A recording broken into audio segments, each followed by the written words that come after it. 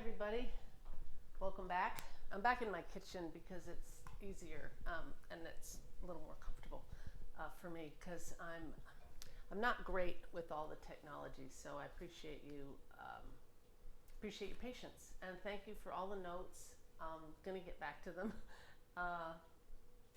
and yeah, I also people have asked how we're doing in Haines with all of this happening, and really good. Considering we're sheltering in place. Right, here's the phone. I might start again after this. Let's just see. Of course, as soon as you're here, the phone rings. Hello? Hi. Mm-hmm. No, I got some flour. Chip got me some today. I guess Hauser's had some. Okay. Oh, thanks very much. Okay. All right. Bye. Well, see, it was good that I got that now. That was, this is how weird the world is right now. Okay, that was a friend from Haines who had read my blog about I didn't have any flour, and she just called to say that she had some and she could bring me some. And I just explained that Chip, my husband, has been doing the grocery runs, and he sent a note that he had gotten flour and apples and cheese and yogurt this morning already. So in answer to your question, yeah, we're doing okay. We're taking care of each other. We're sheltering in place. It's kind of like, um, I'm staying here because my husband is working at the lumberyard still under very limited um, circumstances because it's considered an essential service. People's plumbing needs help, or light bulbs, or roof leaks, or whatever. So now we better get to this because this chapter is a little bit longer. And as you can see, it's a much nicer day than it was yesterday. The sun is out. This is chapter 5, and it's the title chapter from the book. It's called Take Good Care of the Garden and the Dogs. That's my chickens that you're hearing out there. The chicken coop is just next to the kitchen, and they're laying eggs. My grandmother used to say, whistling girls and cackling hens will always come to some bad end. I've always been a whistler. And actually, when they're cackling like that, it means they're laying eggs, so that's a good thing. I only have 3 right now. I'm planning on getting more chicks this spring. That'll be a good distraction. Anyway, this chapter is called Take Good Care of the Garden and the Dogs, and the epigraph in front of it is Father of mercies and giver of all comfort, deal graciously, we pray, with all who mourn. And that's from the Book of Common Prayer. Also, before I start this chapter, I want to thank the woman who has edited all of my books with me. Her name is Amy Gash, and she's at Algonquin Books, who also are pretty great to publish them. And you'll notice that I tend to ramble a little and get distracted, and Amy always brings me back to at least trying to make some sense. She really helps me shape my thoughts into pages and chapters and words. And not that when I do ramble, it's not her fault, but in general, everything I write is better because of my relationship with Amy and the questions she asks me and the kindness with which she criticizes me. So it's nice to have that. So I wanted to give her that credit. A lot of times writing the way I do feels very collaborative. So thanks. It is more than a little strange that while the only thing we know for sure about life is that we will die, each time it happens, most of us are surprised. Not just by the instant shocking deaths of a plane crash or a heart attack between salad and dessert, but even the ones caused by illnesses that we know are terminal. That was a big punctuation. That we have a metal roof, and the snow from yesterday is sliding off it with thunder. Our family knew more or less that my mother was not going to live past 70. She was 54 when she was diagnosed with chronic lymphocytic leukemia and given about 15 years to live, barring any other calamity, and so long as she followed the recommended course of treatment. That meant regular blood tests and chemotherapy when the results showed her rogue white blood cells were taking over. CLL, as it's called by us unlucky folks in the know, is a cancer of white blood cells, lymphocytes, and in particular the B cells, which normally fight infection. With CLL, the DNA of the B cell is damaged and thus can't fight contagion. It would really be not a good thing to have right now. Some people live a long time with CLL, up to 25 years. It depends on how far advanced it is when discovered, how aggressive it is. Some people have it and have never had treatment. How strong you are and how old you are, since it usually occurs in people over 50. If you develop CLL when you are 80, you probably won't have another quarter century. That said, somehow it still came as a shock when a few months after my mother's 71st birthday, she became very sick.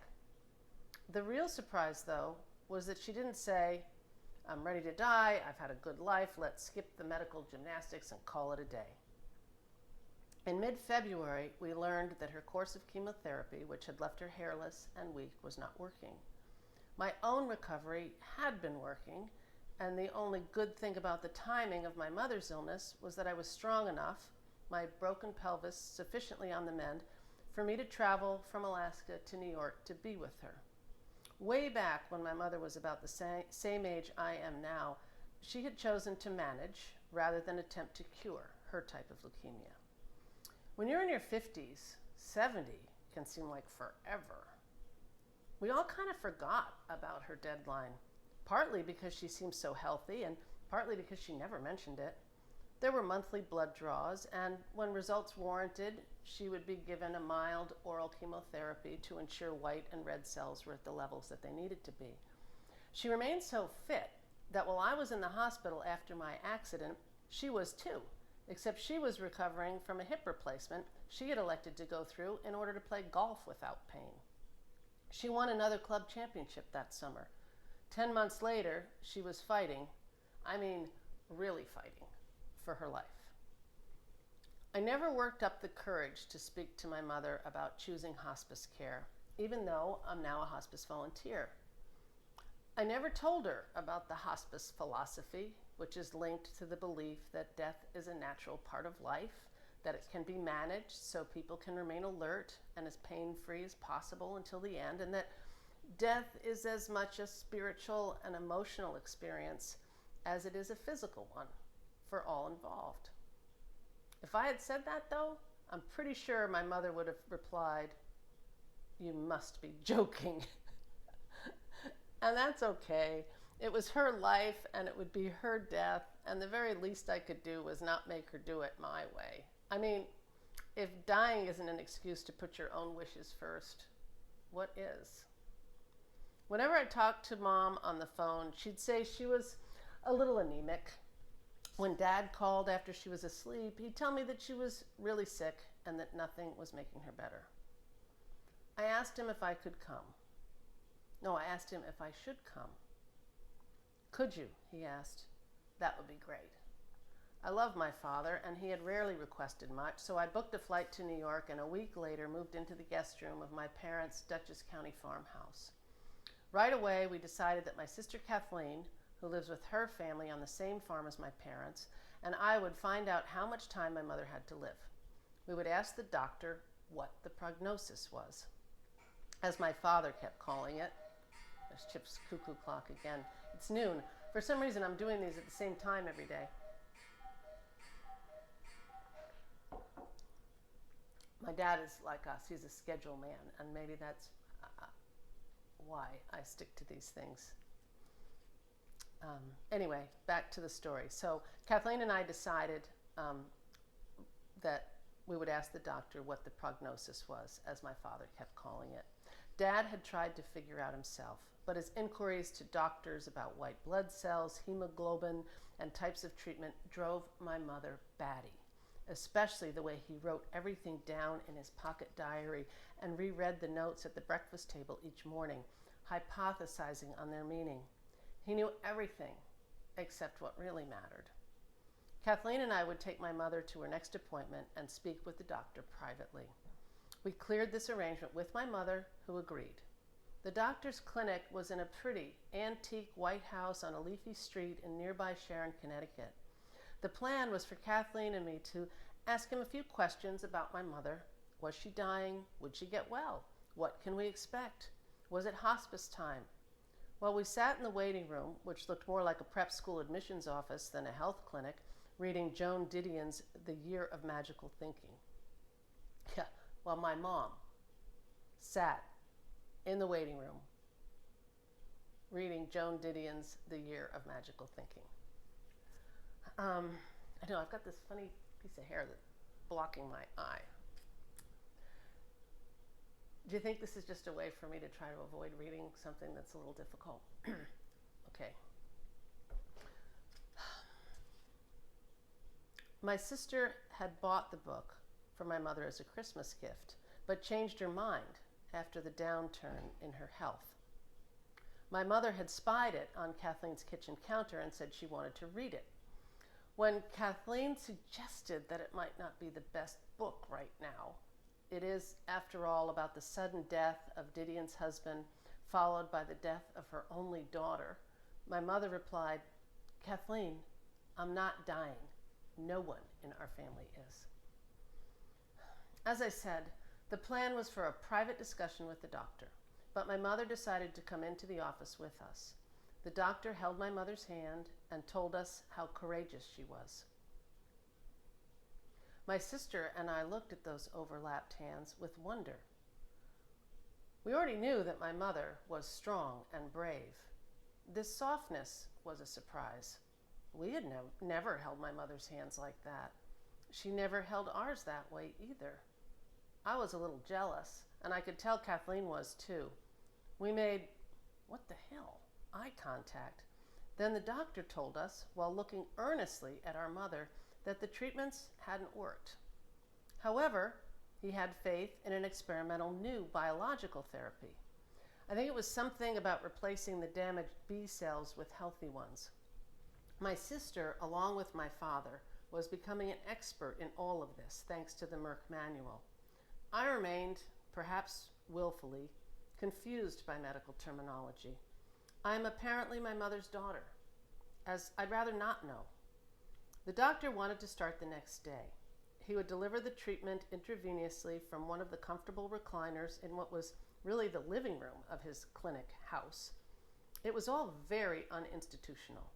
My mother, who it turned out was also a bit of a magical thinker, would finish that book there.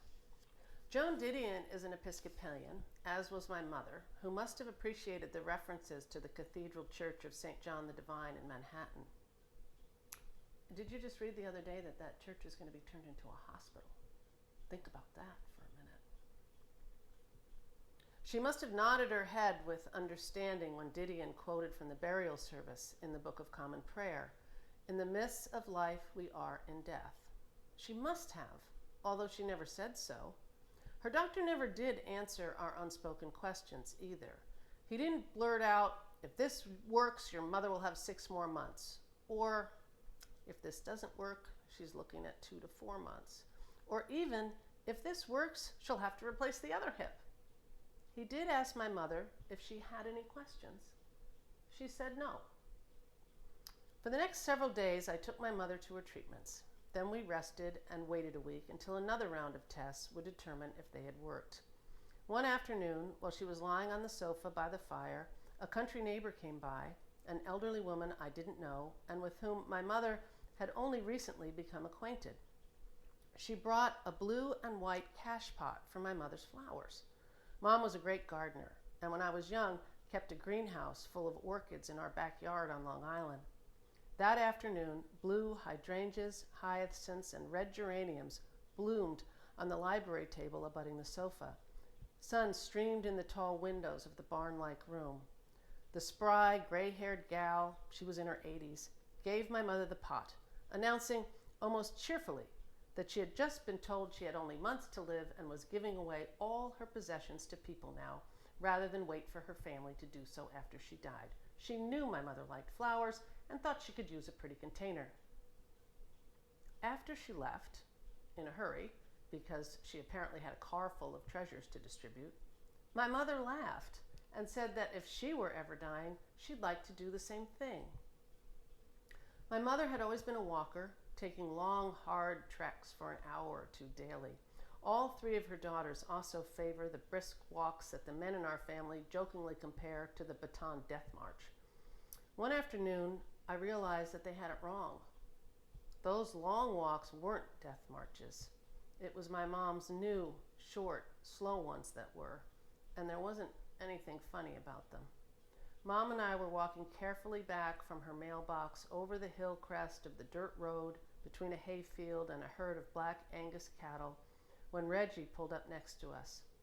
Reggie works on my parents' farm and on other farms in the neighborhood. As soon as I arrived and my father was off full-time caregiver duty, he and Reggie had begun cleaning the underbrush and downed trees from a stand of pines by the road. Reggie, who was in his 80s, cut the wood, and my dad, who was in his early 70s, hauled it to the burn pile. Reggie keeps nitroglycerin tablets handy because he has a bad ticker. He uses goddamn, not as a swear word, but for added emphasis. His wife's cooking is goddamn good. Politicians are goddamn bad, and the goddamn tractor he wants to sell my dad is a goddamn nice machine. Reggie pulled up beside Mom and me and rolled down the window of his pickup truck, observing that it was a goddamn fine day, which it was. The weather was unseasonably mild, and the rolling hills of the Catskills, brown fields, and gray winter forests repeated as far as we could see. A jet drew white lines in the pale blue sky way up high, so high we couldn't hear it. Reggie looked at my mother's colorless skin, the fleece hat covering her bald head, the loose clothing, and asked, "Do you like molasses?" My mother frowned a no, dismissing him. She had been a high school principal, after all, and she was not in the mood for Reggie, who tipped his cap and drove off down the muddy driveway, one hand on the wheel, the other quickly rolling up the window. The next afternoon, Mom and I were reading outside on the patio by her still dormant garden in the continuing warm sunshine. Out of the wind as we were, it must have been 60 degrees, but Mom wore a down coat and had a wool blanket on her lap. We were both sitting in teak deck chairs. Let me just start that again. Mom wore a down coat and had a wool blanket on her lap. We were both sitting in teak deck chairs. Her Labrador slept in the sun on the Bluestone. I had brought her some tea and told her to pretend that we were on a transatlantic cruise. My mother snorted and said that I always did have a good imagination. Dad and Reggie were down in the lower field. My father saw us and hiked over the brown stubble to share a story he said Reggie wanted him to tell Mom. I suppose Reggie was still a little shy of my mother after the encounter the day before. Reggie told Dad that when he was a kid, there was a bachelor sanitation man who hauled away septic tank sludge in barrels using a horse-drawn wagon. It was hard, dirty work, but he did it with a smile. The sanitation man lived with his mother and was devastated when she was told she had stomach cancer. He moped around so badly people worried that he might die with her of a broken heart. The poor old woman clearly did not have long to live. I was thinking that this was not such a good story to tell. I made eye contact with my dad, hinting that he should change the subject, but Dad plowed on. The woman, seeing her son's concerns, told him to bring her a pail of molasses. She sipped the whole thing up with the straw, and as Reggie told my father, who told my mother, it turned out that she drank a gallon of molasses every day for a year. Now, Dad raised his voice and clapped his hands and said, "Sal, the goddamn molasses killed the goddamn cancer." My mother usually went by the name Sally, but my father called her Sal or sometimes Sweet Sarah, since Sarah was her real name. This is a family custom. I am often Heath or Baby Heather. Why, I don't know. Kathleen is Kath or sometimes Kathleen, and our younger sister Suzanne is Sweet Sue or Toudan. My father is Papa Bob to his grandchildren, Dad to me, and calls himself Macho Man, the Legend, or even Bobby V. Our high school boyfriends, who lived in fear of him, dubbed him the Bobber. But you don't need to know all that to appreciate that when my father asked my mother if she liked molasses, she didn't say no and she didn't get mad. She laughed. My friend and Haynes' neighbor, Madeline, also had chronic lymphocytic leukemia, diagnosed when she was 59. She died at 61. She didn't drink gallons of molasses, but for nearly a year she did consume about 20 pounds of vegetables and fruit a day in juice form. She drank a glass of carrot or green veggie juice every hour as part of the Gerson method of alternative cancer therapy. Her husband Fred and their grown children Darren and Melina and her friends all volunteered to make the juice. Boy, that's the snow again. Plus, share the task of cleaning the juicer and the muslin filters. Though Fred, who went on the program too, lost weight and said he felt much healthier, it didn't cure Madeline's CLL or make her feel all that great. Always thin, she grew even more so. It was also extremely time consuming. So she switched to a macrobiotic diet, eating only whole grains, vegetables, and miso soup. That made her feel better. Finally, she decided to combine both diets with the organic food that she had always eaten and that made her feel the best she had in months. Unlike my mother, she never opted for chemotherapy or any conventional treatment. Christmas Day at our house is a big, noisy potluck kind of affair, and the Christmas before she died, Madeline came early, stayed late, and ate everything. Even Sue's green bean casserole, you know the kind made with cream of mushroom soup and canned fried onions. She said she hadn't felt that good in a long time. She had stopped worrying about her blood test results since there was nothing she could do about them. Actually, I don't think she ever did have the type of regular tests my mother had. Madeline was an artist and didn't have health insurance, partly because of the cost, but mainly because she didn't really believe in Western medicine. On New Year's Eve, Madeline and Melina snowshoed on Mount Rapinski, and then Madeline went to her friend Gershon and Carrie's house. The Cohens live in the woods, about 5 miles out of town. Their home is above their pottery studio. The trio spent the evening lighting candles for people dear to their hearts. They brought clay up from the studio to the dining table and rolled balls to create candle bases. They placed about 70 small Hanukkah candles and a dozen larger candles that they also had in the house all around the room, on the windowsills, the table, the floor, the stereo, the chairs. Then they took turns lighting a candle and naming someone they loved. Madeline lit the first candle for Melina. Her second candle was for Darren. She lit one for her friend Carrie, and Carrie lit one for her. Then Madeline lit one of the large candles for her husband. Fred was in Florida that week. Madeline and Carrie continued until every candle was lit. Then they sat listening to soft, sweet clarinet music in the glow of all that flickering love. After Fred returned, he and Madeline were taking advantage of the long Alaskan winter nights and falling snow to talk about issues of the heart and home when Madeline was struck with fierce stomach pains. They thought it was appendicitis, and she was flown to the hospital in Anchorage, where doctors established that it was the end stages of CLL. The white cells had swollen her organs and taken over her digestive system. There was talk of chemotherapy, but she was too weak. She died 2 extraordinary days later. I left my parents' house in mid-February, but my mother's condition worsened.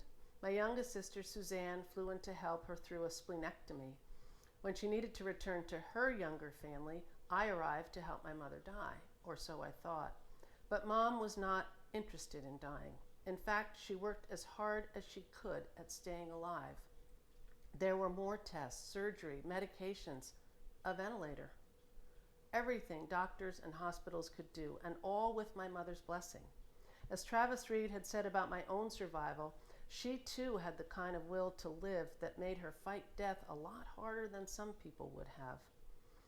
I was still not completely recovered from my injuries, and before we drove into Mount Sinai Hospital in Manhattan each day to see Mom, I spent the early morning hours furtively trotting, testing my limbs and spirit. My treatment had involved a regimen of physical therapy, acupuncture, massage therapy, swimming, and walking.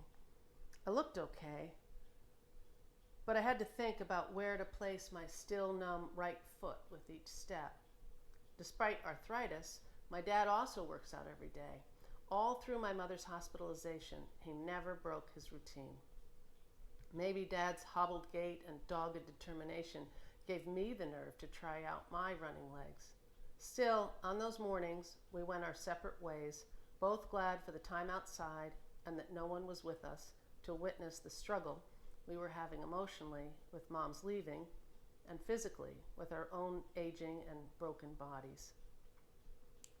But the day after my mother died, we wanted to be together. We didn't want to run or walk alone. It was raining and cool that morning. This would be a nice day in Alaska, Dad said, adjusting his baseball cap before we stepped off the porch into the drizzle. We talked about a lot of things, big and small, including the funeral, which would be in a 100-year-old Episcopal church, and what readings and hymns to choose. My father said we had to have the one about "In my house are many mansions" and the 23rd Psalm, and he wanted to sing "The strife is o'er, the battle done, the victory of life is won," which is also an Easter hymn, coincidentally, because it fit my mother so well. Spring in the Hudson Valley is a gift. Daffodils spill down hillsides in front of old farmhouses and show up in odd places. One yellow bouquet appeared at the base of a lonely telephone pole between two dairy farms, just when I needed them most. Who, I wonder, planted those bulbs? And did she or he know what comfort they'd bring to a stranger years hence?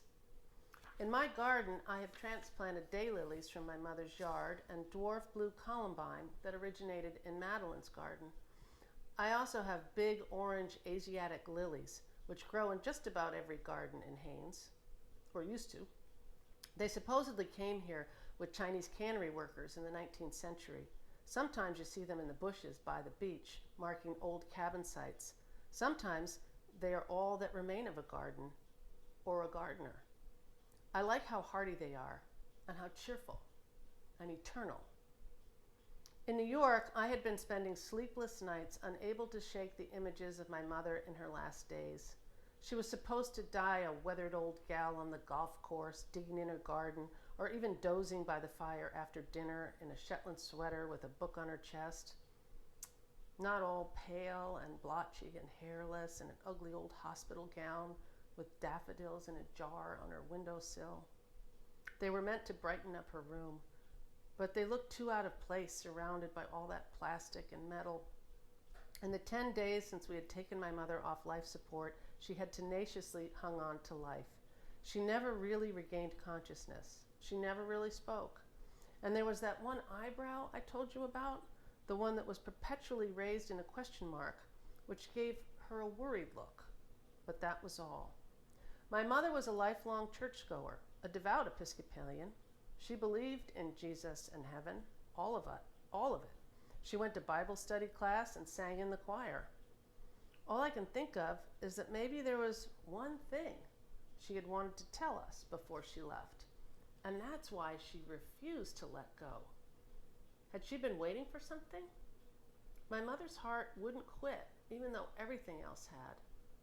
I thought of the line in the Easter Gospel reading when Jesus asked Peter to stay up with him all night, and Peter promises to, but he keeps falling asleep, and Jesus says, "The heart is willing, but the flesh is weak." Running with my dad a few days after my mom died, I asked him if we should add cream to our coffee instead of skim milk, or maybe work out a little less because a quick heart attack would be so much kinder than what she went through. "God, no," he said as we raced up to the mailbox. He always sprints at the end. "This isn't about living longer. It's about the quality of life. Besides, it's keeping us both sane." "Maybe," I huffed, and he picked up the pace even more while going off on a crazy riff about hospitals, doctors, and the creepy palliative care nurse who looked like Morticia Adams. We had to stop because we were laughing so hard that we were crying, or maybe it was the other way around. After we caught our breath, Dad pointed through the fog toward a pond across the field. A couple of clumps of daffodils bloomed bright yellow. Your mother made me go down there with her and plant those on a miserable cold day last fall. I said they'd never grow and that it was too late to plant them. We had a big argument about it. But you know your mother. She didn't take no for an answer. We stood there in the wet morning, steaming from the run, quiet for a few minutes. Then my dad took off his cap and wiped sweat or rain or something else from his eyes and said, "It's not like in the movies, is it?" No, it wasn't, which is why I had figured that scenes and stories of enlightening deathbed gatherings were fiction, until Madeline died. Her family really did gather around her hospital bed in the hours before. She was awake and lucid and looked, Melina said, incredibly beautiful. Melina asked if there was anything she wanted to be sure her friends in Haines knew, any last words, and Madeline said, "The usual, just tell them I love them and everything." To her family, she said, "No guilt." When Darren promised to plant something in her memory, she said that would be very nice. Ever the practical gardener, she added, "But if it dies, don't worry about it." She was relaxed, even funny, and not just from the morphine, but from an inner kind of strength and wisdom we all knew she had. She spoke to Darren and Melina and made sure it was okay for her to leave them. At one point, a nurse came in with a meal tray, and when Madeline asked what she was doing, a doctor replied, "She apparently thinks you should be dining instead of dying." And Madeline said, "Don't they know what we're trying to do here?"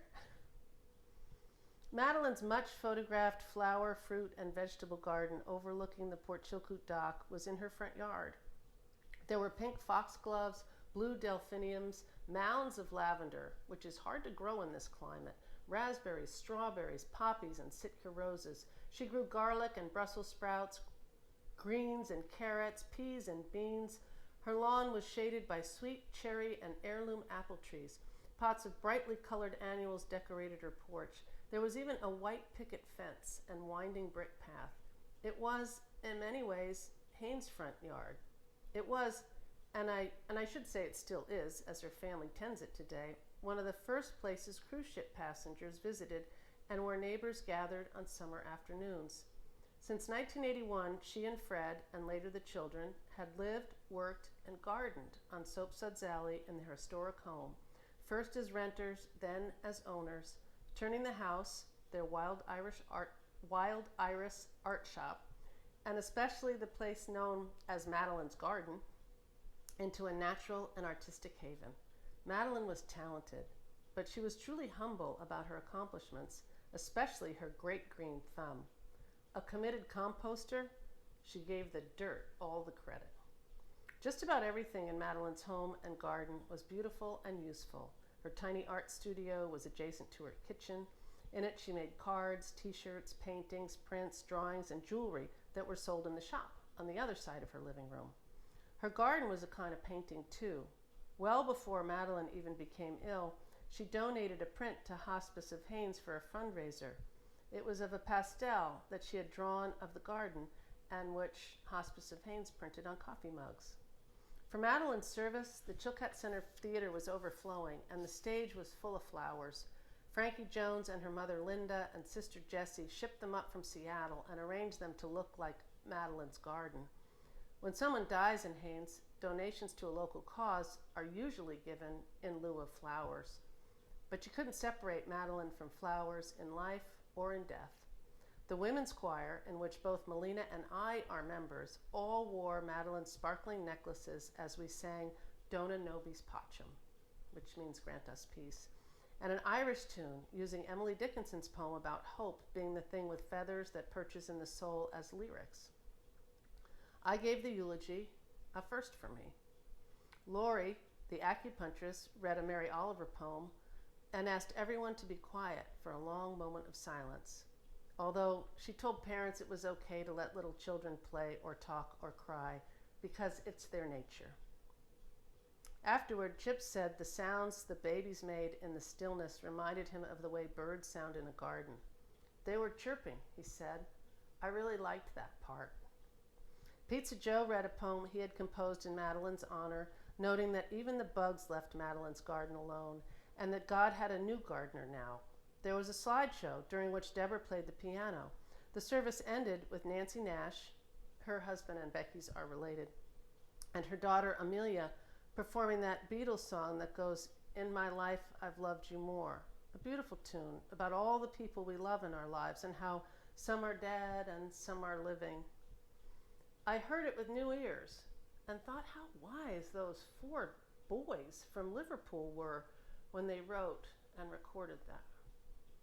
You know, I was listening to an interview about John Prine yesterday, and that's what someone said the same thing about him. I forget who it was, but there was an older musician who just said, it might have even been Chris Christopherson, who said when John Prine was only, in his early 21 or 22, and he'd written Hello in there, I think, and also the one about Daddy's Arm, where the money goes.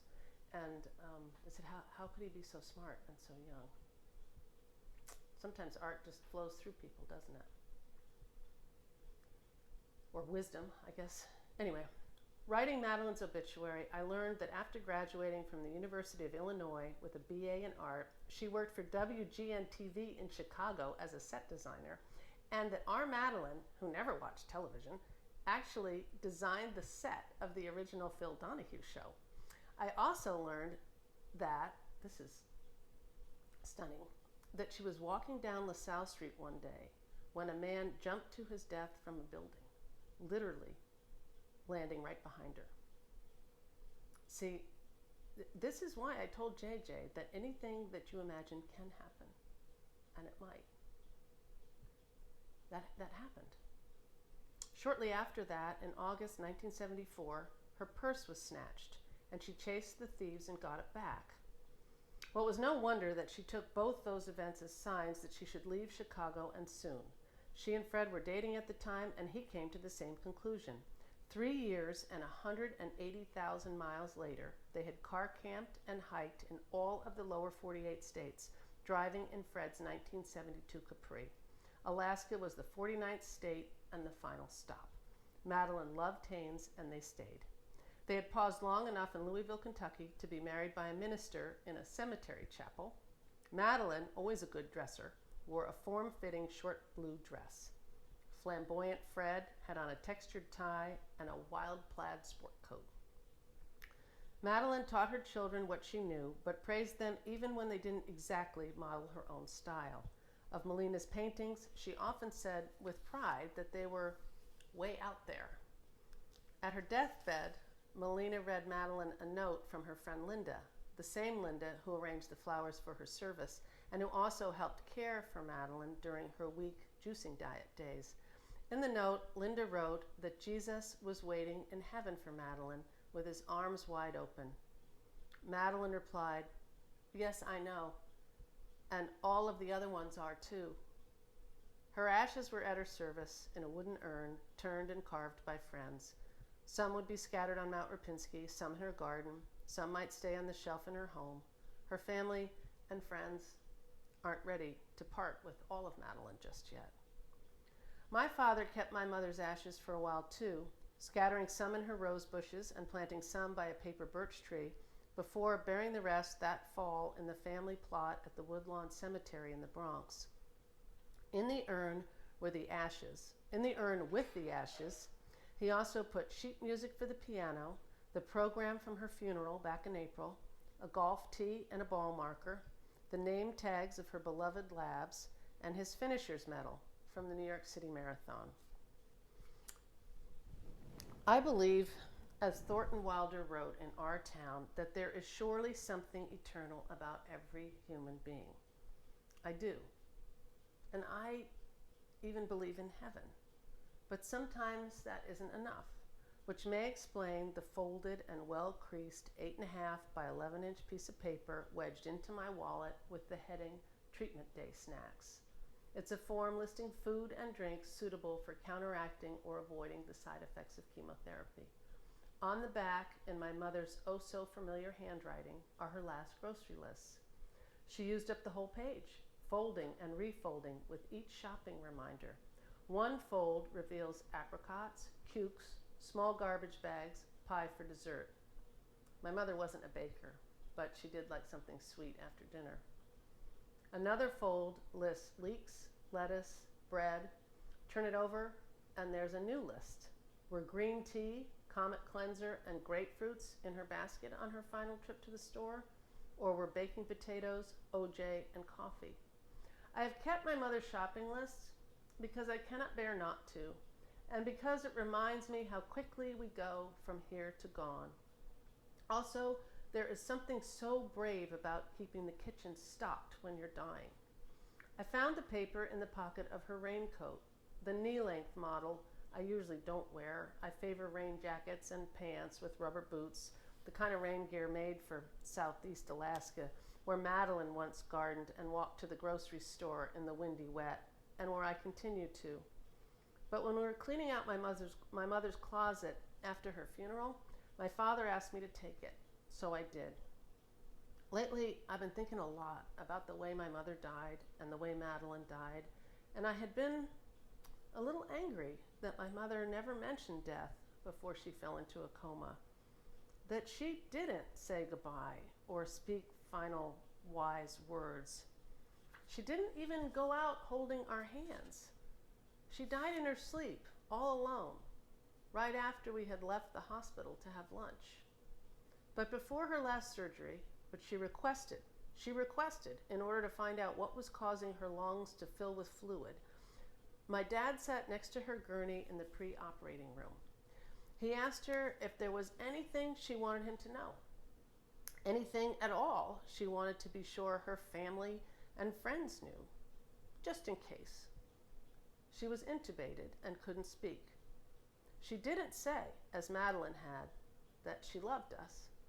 Instead, she wrote in the same handwriting as the grocery list I keep refolding, "Take good care of the garden and the dogs," with an exclamation point.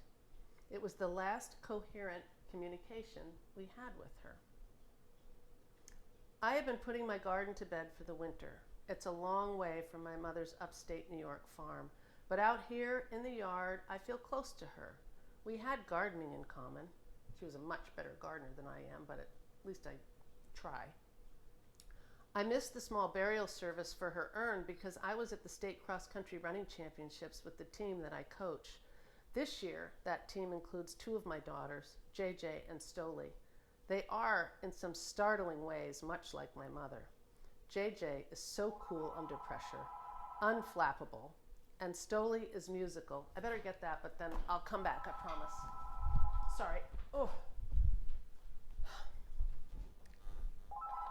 Hello? Hi, can I call you back?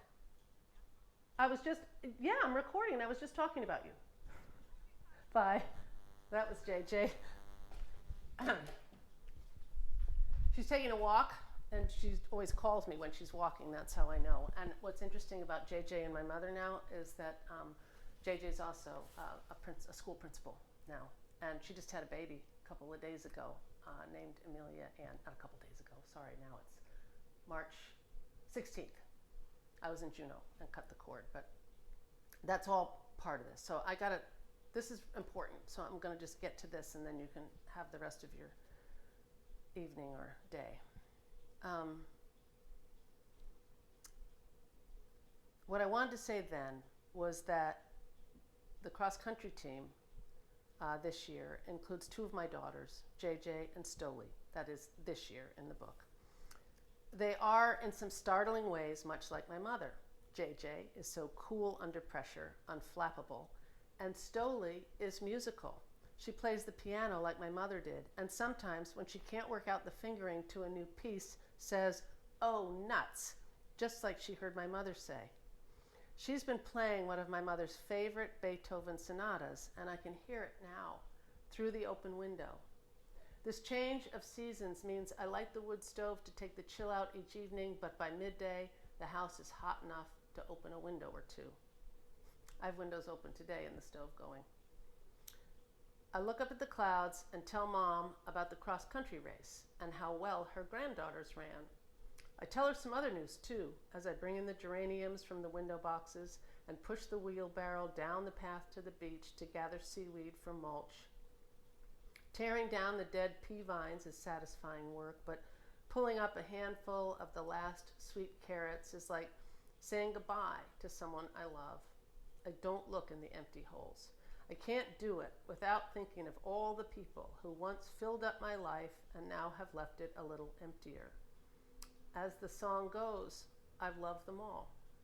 I look out at the beach, the tide is ebbing, a gull bounces in the turbulence before making a landing on a log, and I wonder again what my mother would have said had she been able or willing to share her last thoughts with us. But the more I think about it, the more I start to realize that my mom's final grocery list contains plenty of wisdom about how to live the second half of my life without her. Maybe it's wishful thinking, or maybe I didn't have enough for lunch and I'm lightheaded, but what I hear her notes, and thus her imparting, is this: eat dessert, be sure there's coffee for the morning, write things down so you won't forget them, and don't waste paper. And I remember what she told my dad when he asked if there was anything at all she wanted us to know. Take good care of the garden and the dogs. I put some more mulch on my strawberry patch, and then I throw a stick for my own dogs. Relieved that I haven't missed something big after all, knowing that a person could do worse than to live by these words, and so very thankful that my mother didn't ask for more than that. I could keep seeing Madeline and my mother in those holes the carrots left, but I'd rather see them in the bright faces of flowers. I'm also thinking about Madeline's New Year's candles, and I pray that light perpetual, as we say in church, shines upon my mother and my friend forever and ever. Amen.